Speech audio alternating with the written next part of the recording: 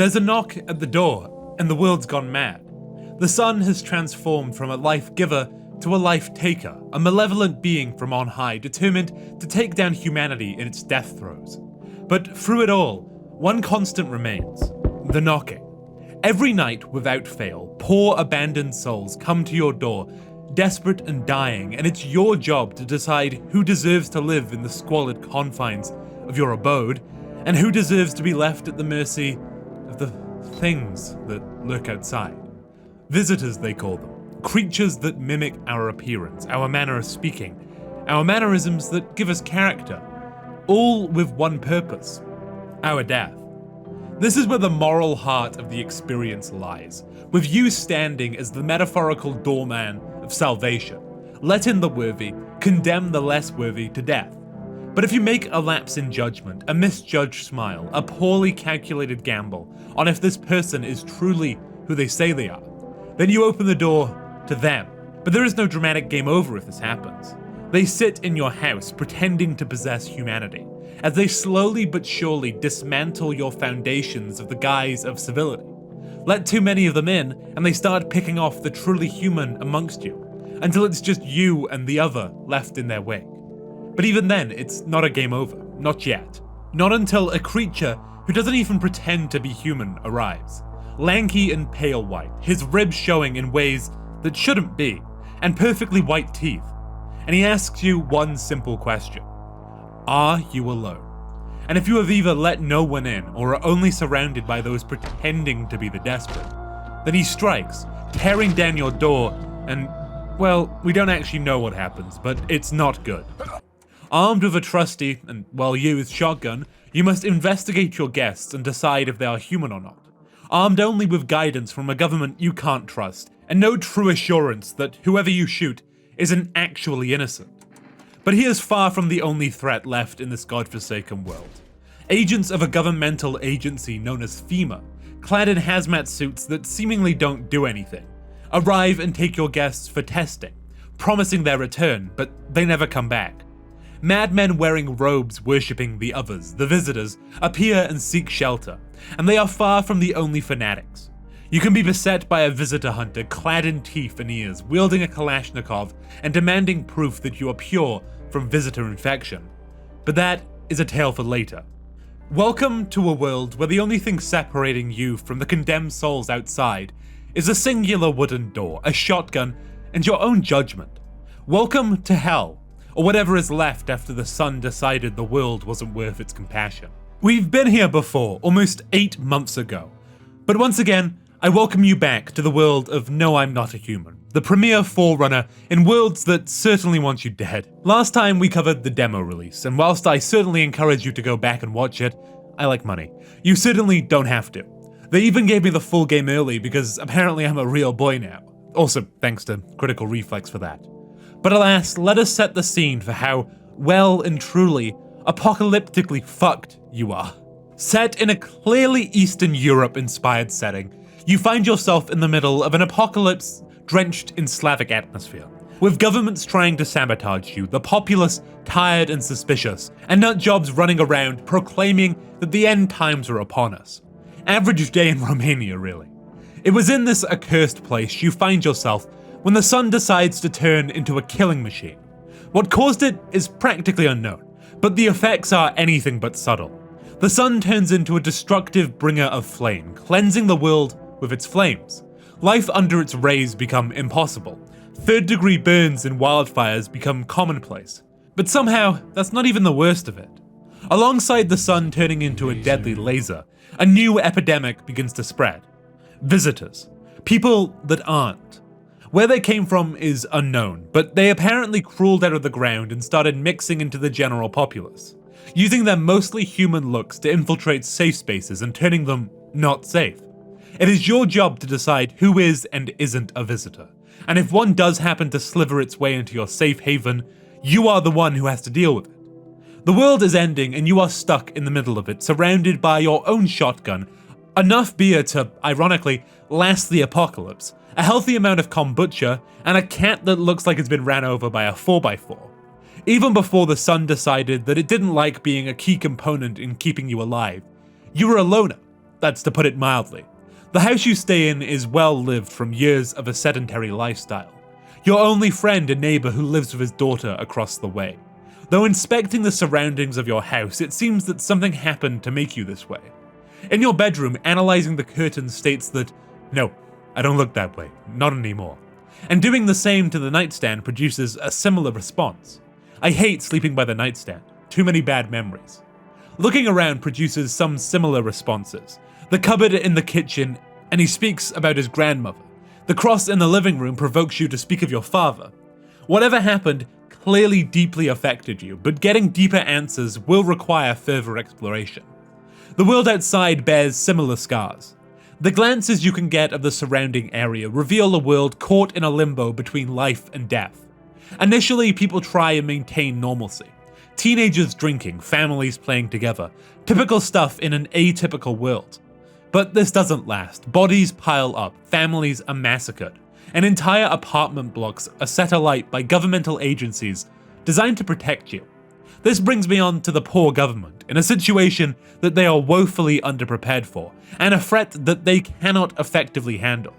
Fractured radio signals indicate conspiracies, that they know more than they're letting on. That the mysterious FEMA agents aren't there for the good of the people, that they're just trying to save their own skin. Whatever the truth of the matter, one undeniable fact remains. The only person you can trust is yourself. But can you?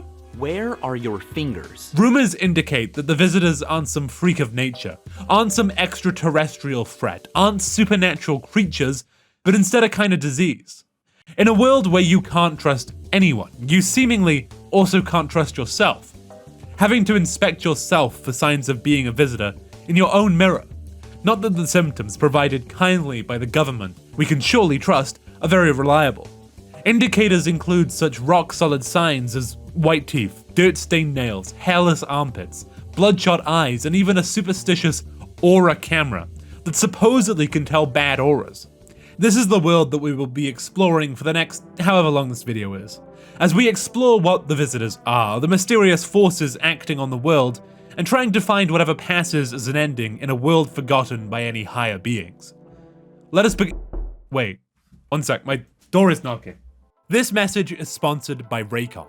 It's their anniversary, and their essential open earbuds are currently 30% off. And yes, these are the ones I've been using while writing this exact video, pacing back and forth in a state of creative despair, and trying to decide whether I've rewritten the same sentence 6 or 7 times. Personally, I love them and use them when I'm gaming, writing, or even just doing chores. The open ear design means you can actually hear your surroundings while you listen.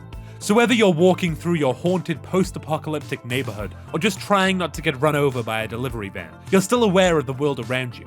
They're lightweight, comfortable, and stay in place no matter how aggressively you're headbanging to the Doom soundtrack while animating something about government conspiracies. With 8 hours of battery life and 36 hours total with the charging case, I pretty much forget they ever need charging, unlike literally everything else I own. They also feature multi-point connectivity, so I can bounce between my phone and laptop without manually disconnecting and sobbing softly into my keyboard. And honestly, Raycons offer premium level audio without the premium level price. Over 3 million people use them, and they come with a 30-day happiness guarantee. So if for some reason they don't fit your weird little ear shape, you can just send them back. So if you want to support the channel or just need a new pair of earbuds that won't cost more than a week's worth of groceries, click the link in the description box or go to buyraycon.com/notsaberopen to get 30% off the essential open earbuds. That's buyraycon.com/notsaberopen. Link is in the description. Now that I've been torn in half by a totally legally distinct Eastern European, Judge Holden, let us commence our dives into the depths of this Slavic hellscape. A cutscene commences as we begin, showcasing the surrounding area in the distinct style that serves as both exposition, whilst also being ambiguous. We see glimpses of the surrounding city as a voiceover talks of mundane things. Children not wanting to go to school, trips being taken, stuff that seems surprisingly out of place in a world such as this. We even get a brief glimpse of the super visitor or the pale man looking past windows, a threat that will become much realer as time goes on. The game begins with us standing in front of our door, a sight that will become as commonplace as a man slumped over from vodka-induced alcohol poisoning coma. The house unfolding around us. There is a telephone behind us, next to a packet of cigarettes, that will come in useful later. The phone will also come in useful later by giving us hints as to what is actually going on, allowing for extra lore dumps and even ordering deliveries. There's also a radio by our bedroom door that will prove similarly useful. We first check the windows. First we see our neighbor's house, and the other windows display similarly mundane displays. Drinking teenagers and comatose drunks. Stuff that honestly is pretty common for place Russia. But alas, we must open the door. What greets us is surprisingly mundane. Our neighbor. He comes to warn us of the dangers that now surround us. He tells us of the visitors, that being home alone is dangerous, that the sun seeks to kill us, and that he has ventured over to keep us safe. This will become our sole means of protection, aside from the shotgun. Being solitary condemns yourself to death. The only way to stave it off is to surround yourself with the bizarre and the downtrodden. He says he will talk to us in the morning, so we let him in and go to sleep. In the morning, we talk to him as he further explains the mechanics. That we have a certain amount of energy to get through every day that can be used to check for visitor signs. That if a certain someone comes to the door and asks if you're alone, to tell them that you're not. He also brings several packs of beer that we can use to drain our energy without doing anything. The usefulness seems questionable, but we don't complain. He says that he will leave at night, so we down a beer, but before we pass out, we check the TV. The broadcast tells us that early in the morning that day, there was a powerful emission from the sun, and since then the government has declared a state of emergency. When we look at it again, all that is on the TV is dancing ballerinas, a harken back to the fall of the Soviet Union, where it emerged as a symbol of the decay of a once great superpower. Similarly, we check the radio, having to tune it, but we find a broadcast that comes from an emergency line, as people talk of individuals burning, not from a fire, but from the sun itself. But alas, terrifying implications of the sun turning against us aside, sleep eventually takes us. We wake up at night, and the true trial begins now. The first knock on the door is the neighbor's daughter, here to bring back her father. We quiz her on who he is just to be sure, but she passes and he leaves. Now we are alone. Time to change that. The first individual is a man that I remember from the demo. A very tall man in a white shirt. His head is cut off by his height, but something about his demeanor convinces me that he can be trusted. We let him inside. The next person comes, a woman with a malformed shoulder who appears to be very confused. This should have been the first sign, but blinded by guilt or empathy or any other variety of emotion, we look past the obvious and also let her inside. The need for security overriding the most basics of self-preservation. The next one comes in turn, a husband and wife, but the husband does all the talking. The wife either not allowed to speak or unable to.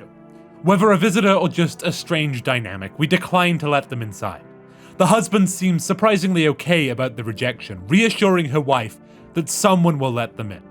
That one stung, but nothing we can do about it now. We retire to bed. We wake up to another broadcast telling us about the sun getting hotter and crime getting higher. Turns out morals don't last long in the apocalypse. Who would have known? The broadcaster tells us that murder rates are rising, and they think it's directly correlated to the growing anxiety about visitors. A fact we will soon become acutely aware of. He then receives an urgent call about a sign we can use to identify visitors. Perfect white teeth. We bear this in mind as the following broadcast tells us about a delivery service we can call, called 4 Rest, that we can use to gather more supplies. The fact that it's still running when the sun is out to get us, and giant pale men run around ripping people's heads off, is quite impressive. I'd like to see Amazon this reliable. We attempt to use the radio, but malignant forces stop us, a glitch, so we don't. Instead, we use the phone to check up on the neighbor and order some coffee to help give us some more energy. We then check on our guests. We find the woman who looks like a glitch out of a Bethesda game. She's slumped down in our cupboard looking confused. We test her, looking at her teeth. They're perfectly white. She says she thinks she went to the dentist, but she can't remember. Then comes the pivotal moment. The choice whether to turn the barrel of our shotgun on her or not. We decide against it, decide to choose humanity over barbarity. This will be a mistake. We check the other man and he comes up clean. We ask him why he got kicked out of his last abode. He says that he snapped at them and they decided he wasn't worth the risk. Honestly, relatable. We go to bed and wake up at night. The night passes quickly. We let a clearly stoned man inside, alongside a mother with a child that looks like a Persian cat, whilst denying a small man with a motherfucking Amoga shirt on. I don't regret that one. We go to sleep, but as we awake, we're met with an awful message. Smells like someone died tonight. We barely register the broadcast telling us about the advent of FEMA, the Federal Emergency Management Authority, and another sign, dirt under the fingernails, and rush to the living room to check on the tall man. He is gone. All that's left is a collection of black bags where he once sat. You feel a tinge of regret, alongside a profound sadness. His frankness was a breath of fresh air in this twisted world. There is only one possible culprit for this crime. The woman in your cupboard. We rush towards her, force her to show us her nails. Dirt coats them. This seals her fate. We raise our shotgun as she panics about not knowing who she is, but we don't allow her to finish her sentence. All that remains for her now is a 12-gauge shotgun shell. We shoot her as she collapses in a censored bloody heap. We vow to try and not make the same mistake again. We will. The world has gone mad, and the world outside your window proves it.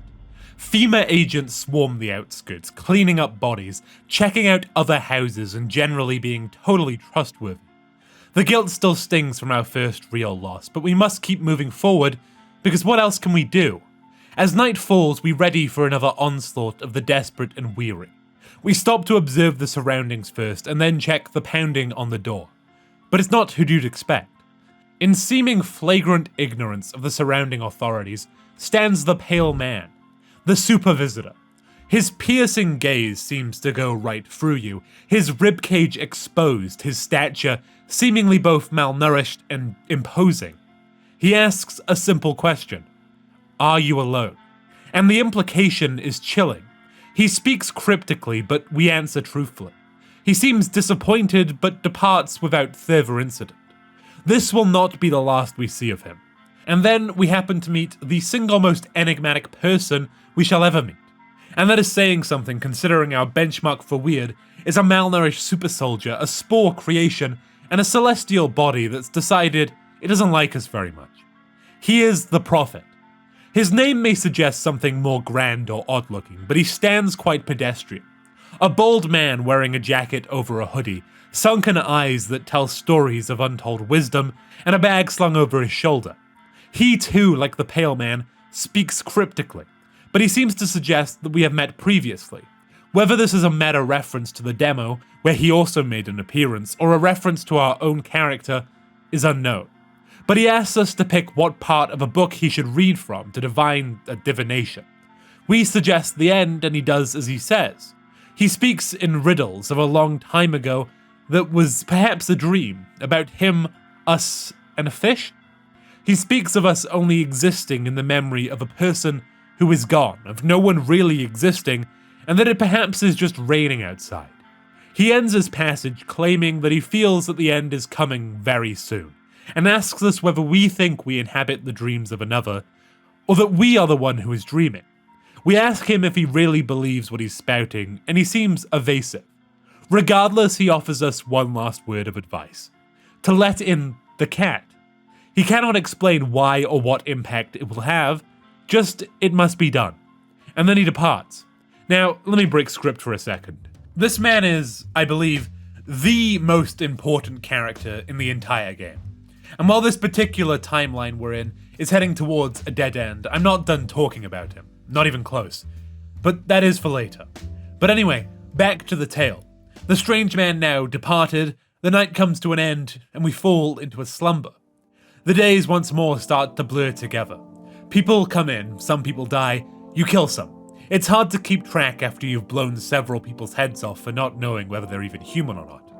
FEMA agents come to your door, promising vague promises of curing the visitors while taking your guests. The worst part? Most of the time, they're the humans, leaving you alone with the visitors. They give you FEMA permits that you can give to people to distinguish who gets taken, but at this point, the house is turning into a constant revolving door of people in and out. The broadcast continued to tell the story of civil collapse. FEMA grows more authoritarian, taking people and putting them into camps. But like all authoritarian regimes in apocalyptic scenarios, people with nothing to lose prove the most dangerous. Mass escapees and attacks on FEMA installations commence, as you can hear reports over the radio of attacks happening all over the city. And they aren't the only group that exists. Reports start flooding in about cults popping up that worship the visitors, that hearken and welcome the coming end. And this becomes terrifyingly literal when the cultist leader shows up to your door. He demands you harbor 3 of his brethren or else he will burn you down. So you let them in. What else are you meant to do? It's around here when the prophet's advice comes into play, as a clearly corrupted woman shows up to your door. She speaks in fragments, looks just wrong, and holds a cat. You let her in, even knowing her corrupted nature, because you need the cat. Why? Only time will tell, but the prophet did not say anything about blasting her head off after she enters, so you do. And she disintegrates into a bloody censored mess like the rest. The cat now lurks your halls, even uncovering a basement filled with kombucha, food, and even a break in the wall that leads to dirt, the purpose of which I will get into later. You can also feed him, and apparently that provides some semblance of protection, sharing his lies with you. The signs for detecting visitors have expanded as well now. One sign that I'm not sure on is checking ears, as no one else seems to take it seriously, but one broadcast suddenly cuts to a woman presenter speaking in cryptic tales in Latin with an ear being displayed. But in my experience, this is one of the better signs, as visitors tend to either have bugs crawling out of their ears or strange fluid. But when discussed, other people deny it's a sign, and even when checking yourself in the mirror, a mechanic I forgot to talk about but will become very prevalent very soon, your own character seems confused by the broadcast. But as everyone and their clearly not right mother will tell you, the world is coming to an end. Whether this happens in a FEMA exclusion zone, a visit by the Pale Man, overdosing on mushrooms, it's coming. Our flavor of oblivion comes in the shape of an insane man, clad in leather and teeth and fingers. A Kalashnikov assault rifle slung over his shoulder with the little wooden dong grip. Sorry. The visitor, Hunter. He initially approaches you, asking if you've seen anything weird. You point him in the direction of the Pale Man, hoping that they'll take each other out, but of course, this doesn't work. He returns and demands proof that you aren't a visitor. You are then exposed to the same scrutiny that you have exposed many others to. You choose the Aura camera. As he pulls his camera out, points it at you and takes a photo. Whatever the photo showed him, he wasn't satisfied. Your time has come.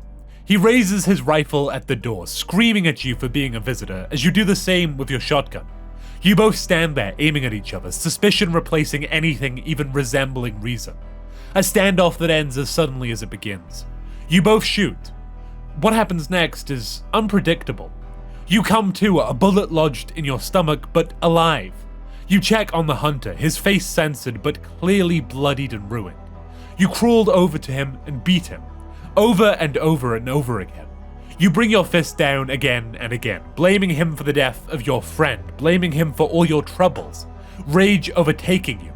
As you raise your shotgun, overtaken by bloodlust, you vow to take down anyone with a weapon in their hand. You have become the Hunter. While turning into a bloodthirsty hunter after killing another equally as bloodthirsty hunter may seem like a type of self-fulfilling prophecy, it is far from the only way the game can come to a close. And honestly, one of the only endings that actually makes some semblance of sense at face value. And that brings me to the next ending, becoming another faceless cog in the giant machine known as the Federal Emergency Management Agency. If our poor defenseless survivor from the previous run had survived just a little longer, he would have seen the broadcasts and radio frequencies documenting the city's fall to FEMA. Broadcasts tell us of internment camps erected by the agency and the subsequent attacks by unknown forces. Either a singular gunman or a group. The reports are spotty. We can also see the growing viciousness of FEMA, primarily through our own interactions with the agents, growing more and more desperate as time passes.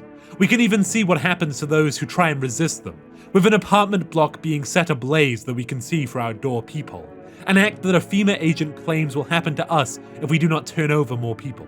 Even their demands grow as tension increases, going from giving over a singular person to 2 as the situation grows more dire. But the ultimate culmination of their agenda shows on the TV around the 12th day, as they formally take over the local administration and arrest anyone that attempts to stop them. Pretty normal shady governmental organization stuff, right? Well, if you feel like joining them, you can. To do so is relatively easy compared to the other endings anyway. First, you need to make sure you always comply with their demands. Never ask any questions about where these people are going, and never be aggressive towards them. Just silently nod and obey as your only shield against dying to the Pale Man are carted away to some unknown black site. Secondly, you must ring the FEMA hotline, 000451, a reference to the book Fahrenheit 451, a commentary on governmental overreach and censorship. Very poignant. And ask questions 3 separate times. Finally, you must give out 3 FEMA notices to your guests, that marks them to be taken by the agency, presumably. If all of these conditions are met, a FEMA agent will knock on your door the day after. He will not answer any questions, just demand you join them. So you do. I mean, fuck the people in your house that rely on you to keep them safe, right? The cutscene that then plays answers some questions, but then poses about 50 more. You are taken from your house, stuffed in a van, and taken away. Your character questions the legitimacy of these actions, but goes with it. You are then given the uniform and sent on missions. Missions that you admit are not designed with long-term survival in mind. You see yourself in that same FEMA uniform, another faceless cog in the machine, as you grow increasingly disparate and disillusioned with the establishment. You question why you came, what happened to your guests, what would happen to you. The ending concludes with one last passage about how you wished you could bring that poster. What that poster means, I'll get into a bit later, more in depth, but from a literal view, I believe it is in reference to a poster inside your house depicting an isolated island with a house on it, framed by the words loneliness and isolation. Whilst I think this poster holds deeper meaning in relation to the game as a whole, I think in this specific instant, it represents the desire for individuality, a trait lost in the faceless masses of FEMA's organization, and the character's deep desire for it. The entire game can be seen to revolve around our character's incessant need for isolation and its consequences, but this theme will become much more apparent later. But alas, becoming an unwitting cog in a much larger machine is just a stepping stone to some of the more mind-bending stuff to come. And trust me, it gets a lot deeper and a whole lot more confusing. This is where it starts getting weird, transforming the game from more scary Papers, Please to something more like Undertale. Wait, I know how that sounds, but hear me out. Throughout my first playthrough, I encountered a few things suggesting the importance of mushrooms. Something that seems inconspicuous, right? Well, if you tune into a certain radio frequency, it gives us the number for a psychic. We call them and talk to them, and during the conversation, he asks us about whether we eat mushrooms. We do. The kombucha we drink that can be used to save the game. The psychic then goes on to say that this is awful, as just a strand of fungus can make someone susceptible to possession by an entity that can control you, can rewind your actions, can make decisions for you, all whilst you feel like you're still in control. Sound familiar? The connection only grows deeper if you let in someone claiming to be on the run from FEMA, looking for his daughter who knows secrets important enough to kill for. If you ask him for more details, you unlock an achievement reading, "Learn the secrets of immortality from the forest."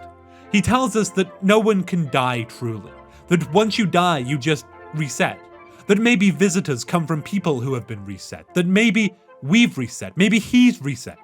Does this also sound familiar? But before we delve into the obvious implications of such revelations, we must talk about the most obvious and apparent mushroom influence, that being the Mushroom Man. He is an elderly, bearded fellow who only shows up once you've already completed the game once. He rants about mushrooms and mushroom festivals and mushroom books. He might sound delusional, but hear him out. He gives you a piece of paper that contains a set of instructions to follow. The first involves venturing down to the basement, a core aspect of another ending, but again, that's for later, and finding a mushroom and then eating it. Once you do that, you must find an apple in the living room and eat it, and then set the clock in the bedroom to 12 o'clock. Once this is done, the Mushroom Man returns, saying that he hopes that the ritual will be enough to stop something called the Festival of Mushrooms. He's intentionally vague about it, but it's clear that it isn't good. And saying this all out loud makes it sound how crackhead levels of making sense this ending is. But sadly, the ritual fails and the man returns later, saying that the ritual wasn't enough and that the mycelium, some sort of planet-spanning mushroom network, has gone mad due to the malice it contains, likely stemming from the amount of distrust and paranoia due to the visitor outbreak. He says that we will need to go to Mushroom Land to fix this, and then a cutscene plays. Now, I won't lie, what follows is very strange, but I believe beneath the obscure weirdness of it lies something interesting? We follow him into Mushroom Lands as he explains that mushrooms, the mycelium, grow very easily, and that they function as the liver of the world, attempting to balance evil and toxins out. But due to the sheer amount of malice contained within the world right now, it's gone haywire, and is growing exponentially to account for it. He continues explaining that the ritual, particularly eating the apple, was meant to remind the world of its relationship to humanity, the seed representing the mycelium and the humans the rest of the apple. But that it was too far gone. According to him, the ritual failed precisely because the sheer fury of the world was too much for it to bear, and that its usual function of cleaning and purifying has backfired. Instead of cleansing, it is instead being corrupted by the very forces it's attempting to control. The more it absorbs, the more it grows. The system designed to protect us for some reason has backfired due to our sheer capacity for overwhelming cruelty. At surface level, it's downright bizarre. A sentient mushroom network absorbing bad vibes. But the metaphors kind of write themselves. The mycelium isn't actually a network of mushrooms, it's the game itself, or maybe it's your brain, or society's collective subconscious. The world itself has become so saturated with fear, with malice, with mistrust that the systems designed to regulate it, memory, reason, control, instead collapse. The save system, the kombucha, the loops that certain people seem to be aware of. It's all part of the same tangled web of trying to make sense of a world that is trying to tear itself apart. And so you venture deeper into Mushroom Land, the distorted, almost cartoonish underworld far removed from the sterile paranoia of your house. The mycelium, bloated and seething, erupts into the world like a cancerous bloom. The whimsical music decays, and the Mushroom Man stares at you, offers no hope, just simple acceptance and resignation, and asks you one simple question. Do you have any kombucha? It may read like a joke, and that's partly because it is, but also precisely because it isn't. Kombucha functions as a save load system, a core part of the experience, and a possible cause of the malice that has overtaken the mycelium. It may have been able to handle just the one strand of concentrated fury, but the constant save and reload, the constant restarting, have driven its capacity beyond its limits. But if you do have kombucha, you can just reload, try again, rewrite the world, bring the mycelium back to life just to drive it to its breaking point again. Maybe that's the true meaning of the mushrooms. It serves as both metaphor and literal examination of the role the player takes in a world overtaken by distrust. Maybe the true infection isn't the visitors. Maybe the true threat isn't the sun, but instead you, the player. The person infatuated with the illusion that starting over and over again would ever change anything. If you fought a Mushroom Man proclaiming about the interconnected systems of mycelium that's actually a metaphor for you was the weirdest this game gets, then you're right. But the next ending isn't really any simpler. It involves heeding the instructions of the bold prophet, from letting in a strange woman with an equally strange cat, all the way to plummeting into a hole hidden in a series of tunnels beneath your house. But first, let us set the scene. Prophet initially shows up quite early, speaking as if he's seen us before, likely from either the demo or the looping that appears to be another more meta idea of saving/loading, while speaking of dreams and a strong feeling that the end times are drawing nearer. Lovely stuff, but he also asks us to pick a section of his book to read and draw a divination from, so we chose the end, perhaps fitting. He reads a passage talking about something happening a long time ago that was perhaps a dream, and that perhaps everything only exists in the memory of a person who is long gone, and that nothing at all could be real. Certainly existential, but the passage is likely deeper than it seems and more connected to whatever else is really going on, but I promise I'll try my best to decipher it just slightly later on. He then departs, but before he does, he tells us to let the woman in with the cat. We do so, letting in the cat, leading the cat to scuff the rug and uncover the basement, and then we see him again a few days later.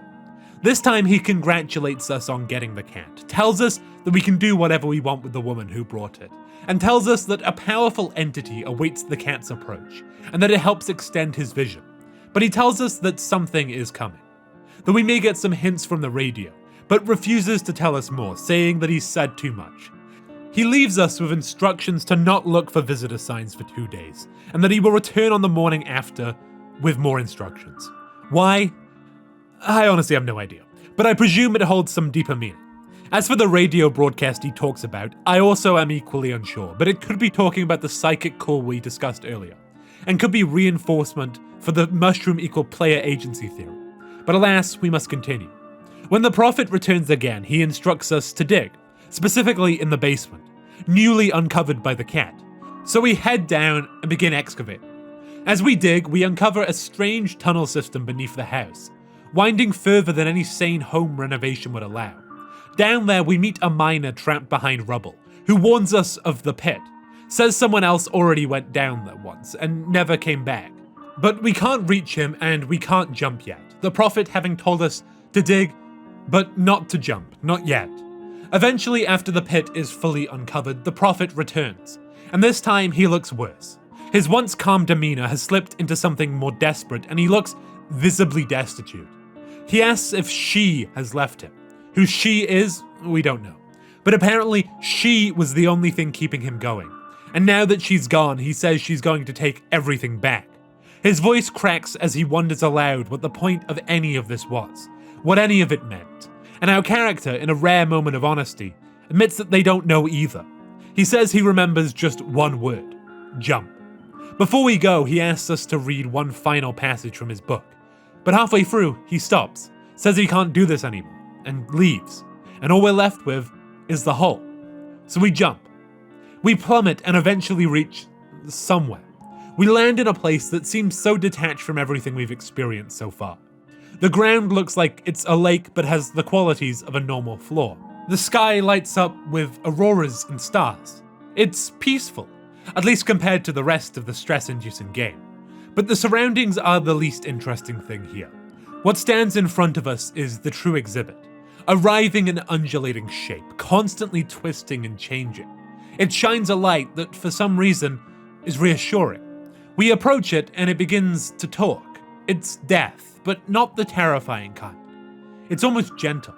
It talks in metaphors and riddles, talks about how it wishes frozen hands could love it. It tells us that we emerge into an odd space with a hallway stretched before us and a desk at the end. Our character is as equally confused. It tells us that whilst many fear it, we need not, that we have longed to meet it for what seems like an eternity. We ask if we're dead, but it answers in vagaries, suggesting that perhaps we just simply fell asleep, and there's the dream motif again, and found each other that way.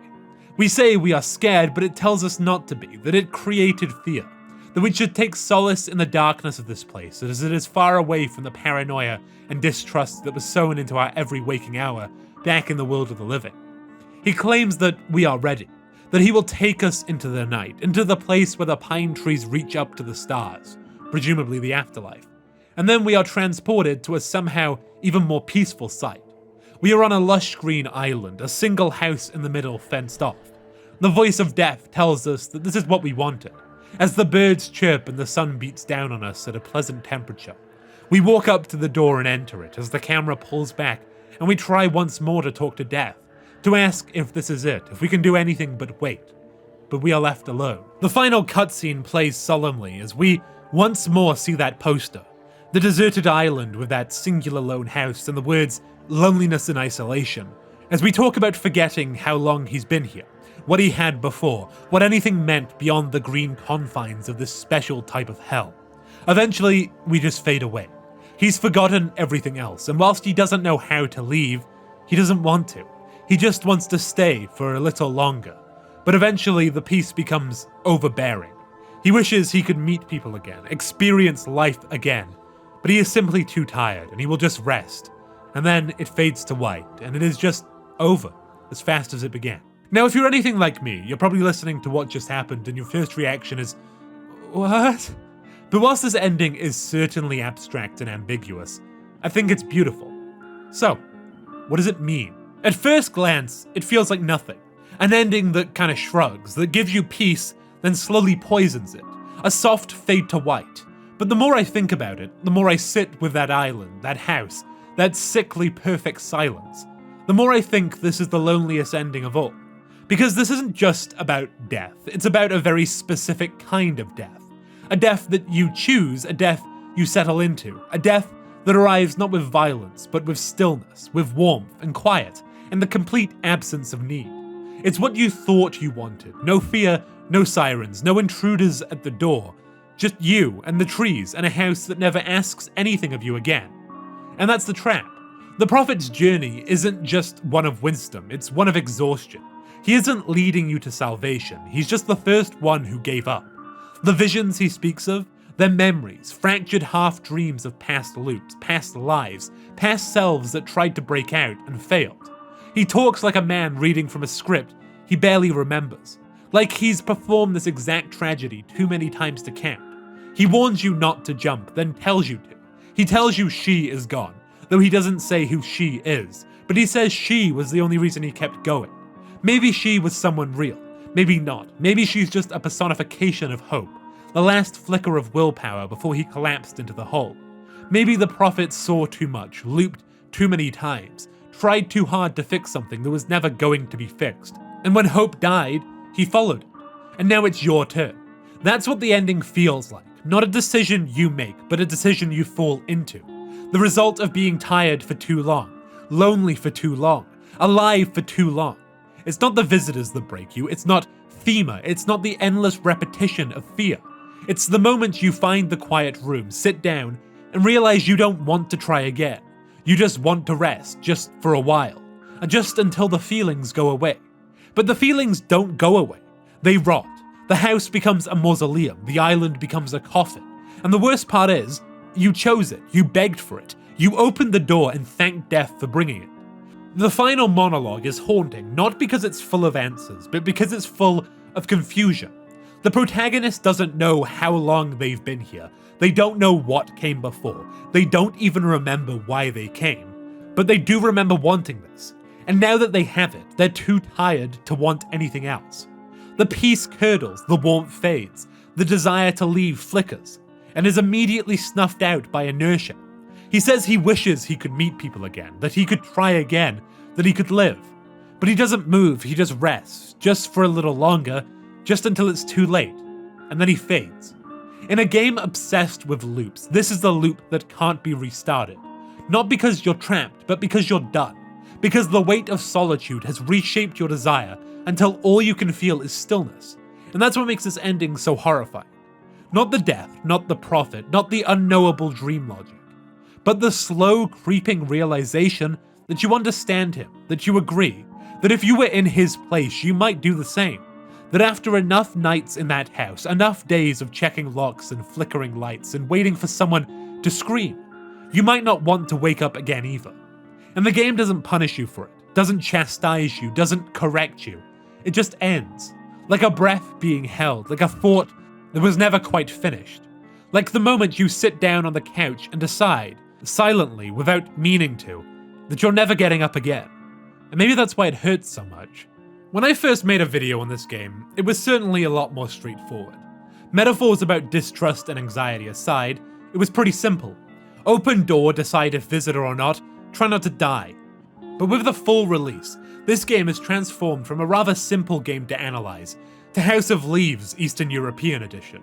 And whilst most people will likely be unsatisfied by the endings, at least that I've seen, online, I personally love them. Obviously, we didn't cover all the endings. There's a few more interesting ones, but my core analysis and thesis of the game can be covered by the ones I've covered. But if you are interested, go check it out. More than worth in my opinion. There's also a pretty heavy chance that it was all in the head. I didn't know I had that mod on! But now, let us get into the 15 levels of stacked metaphors that is this game. So where do we begin? Let's start with the endings. The FEMA ending is probably the most overt. A commentary on state failure, mass panic, and the slow collapse of institutional trust.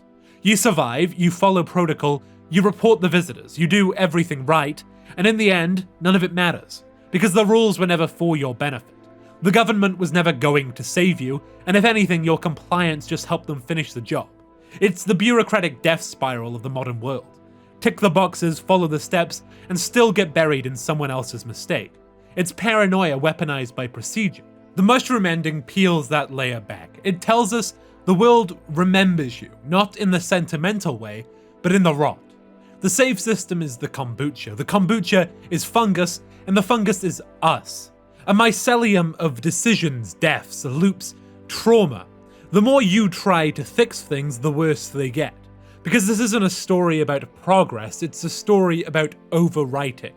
Every cycle you replay leaves scars, every save corrupts the file just a little more, until even the mushrooms revolt.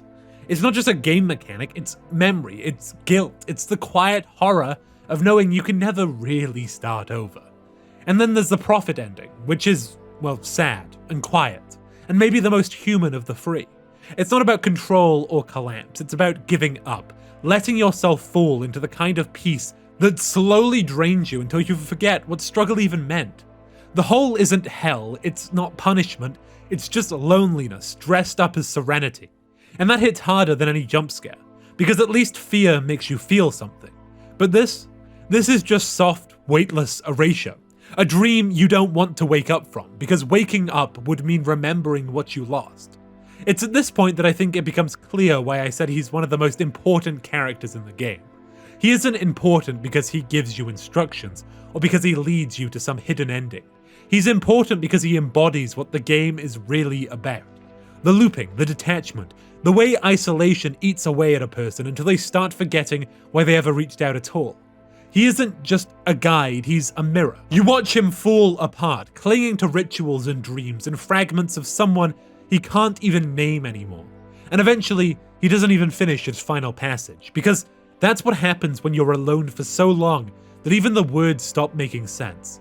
But even beyond this, at least in my honest opinion, lies 4 layers of metaphors stacked on top of each other that all connect to form the backbone of the experience, at least from a thematic level. The first level is the surface, the game you actually play. A tense paranoia-based simulator where the core loop is about opening your door to people who might kill you. The mechanic on its own is already powerful. It's invasive, it exploits your sympathy, it builds mistrust. You look people in the eyes and have to decide if they deserve to live. The rules are unclear, the visuals are wrong, the audio glitches, and your failure state is usually a jump scare followed by a restart. But that's the point. It's not about winning, it's about surviving in spite of stress, in spite of noise, in spite of fear. Everything in the surface layer of the game is calibrated to make you doubt yourself. It's not just the visitors that are scary, it's that the people you're supposed to protect stop feeling real after a while. But underneath that surface is a deeper narrative, a world that doesn't quite make sense, but makes enough sense to feel terrifying. FEMA broadcasts crackle through your radio, issuing vague totalitarian threats. Conspiracies circulate about resets, duplicates, secret government programs, purges. The visitors might be aliens or clones or just an excuse to justify more disappearances. But it doesn't matter. The result is the same. Everyone is scared, everyone is isolated, and no one knows who to trust. The FEMA ending captures this perfectly. You follow orders, you keep your head down, you survive, and you're left cold and alone on the floor with no explanation, no reward, and no meaning. The world is hollow, it's built out of fear and obedience. It's not meant to be understood, but it's meant to be endured. But then something breaks. The game starts slipping into another register. You start hearing voices on the radio that weren't there before. The psychic tells you you're being possessed. The mushroom man says the mycelium is talking through you, and that it controls you without even noticing. People mention dreams, memories, and timelines. Things start to loop. Save files bleed into each other. The kombucha you drink to save the game suddenly becomes a metaphor for memory, and the mycelium begins the thing binding everything together. The third layer is metaphysical. It's where the game starts acknowledging you. Not just the character, but you, the one pressing the buttons. And it suggests something bleak.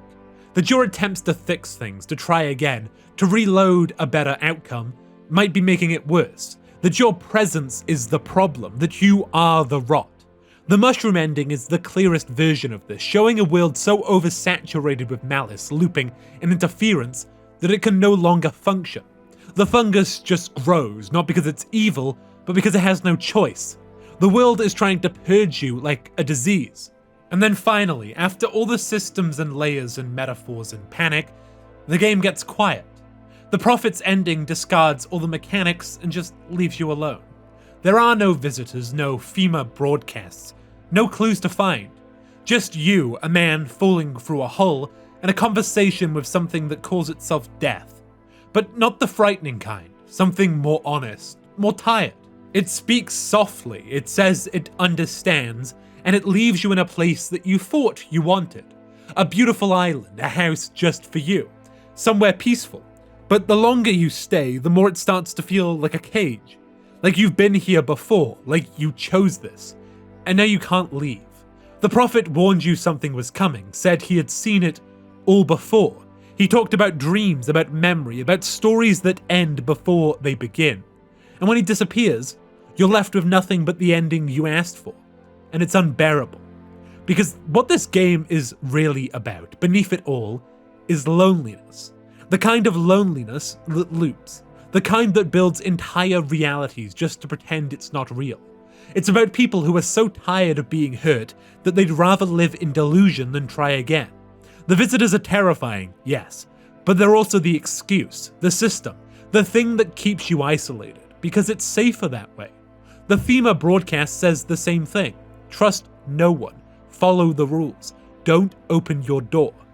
And eventually you don't. Eventually, you don't even remember why you were opening it in the first place. You just want the noise to stop. The scariest part of No, I'm Not a Human isn't the monsters. It's the idea that if you had the chance to start over, you'd still choose to be alone. Because at least this time, it was your choice. I don't think No, I'm Not a Human is a game that really wants to be solved. It gives you doors to open, codes to break, secrets to uncover. But every time you think you finally cracked it, it shifts. What begins as a claustrophobic little survival sim slowly unravels into something else entirely. A horror game, a memory loop, a meditation on agency, a death dream. And even if you reach the end, even if you make it to the island, even if you meet death and hear his story, you're still just a person sitting in a dark room, wondering what any of it was supposed to mean. And maybe that's the point. Because the mycelium isn't just some weird mushroom metaphor. It's everything. The systems beneath the surface, the invisible threads that connect fear to memory, player to character, loop to loop. It's how everything else feels like it's echoing something else. A conversation you half remember, a mistake you already made, a choice you can't take back. This isn't a game about solving a mystery. It's a game about what happens after the mystery stops making sense. When the radio goes quiet, when the prophet forgets what the book said, when the knocking stops. Because if there's one thing No, I'm Not a Human understands better than most horror games, it's that isolation isn't just a theme. It's a system, a loop. And the longer you stay inside it, the more it begins to feel like home, even when it hurts, even when it's killing you. But somewhere buried beneath all the static and blood and mushroom rot, there's still a question worth asking. Not to FEMA, not to the visitors, not even to death. Just to yourself. Why did you close the door? And why, now that everything's quiet, do you miss the sound of someone trying to get in?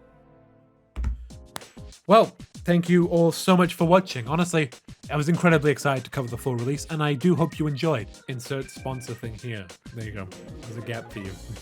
But yeah, honestly, I hope you did enjoy. Obviously, I hope you enjoyed it more because all my videos are being edited professionally now. That's why this is probably more watchable. This wasn't what I was expecting coming from the demo, to be honest, like at all. It got a bit meta, and there's a lot of stuff that I didn't cover, but go play the game yourself if you're that interested. There's still more to, understand yourself.